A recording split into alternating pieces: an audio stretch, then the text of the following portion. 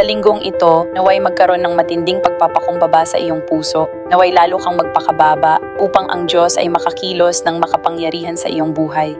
Naway bumaba ka ng sapat upang makita mo ang Diyos, makita siya ng mas malinaw, at hayaang dumaloy siya sa iyong buhay. Naway sundan mo ang ulap ng Diyos. Naway wala ni sino man o anuman ang makahadlang o makakapigil sa iyo. Anumang mga bitag na sinusubukang itakda ng dyablo para sa iyo, naway sila'y mabunyag at maputol mula sa iyong buhay sa linggong ito. Naway tumaas ang iyong pagpapakumbaba. Naway lumago ang iyong kadalisayan sa pangalan ni Jesus.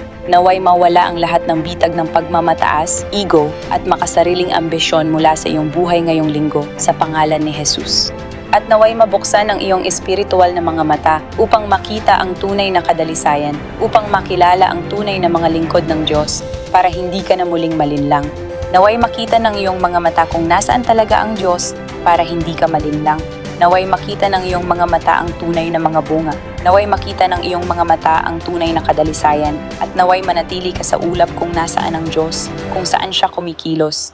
Naway dumaloy sa iyo ang kapangyarihan ng revival ngayong linggo sa panibagong antas sa pangalan ni Jesus.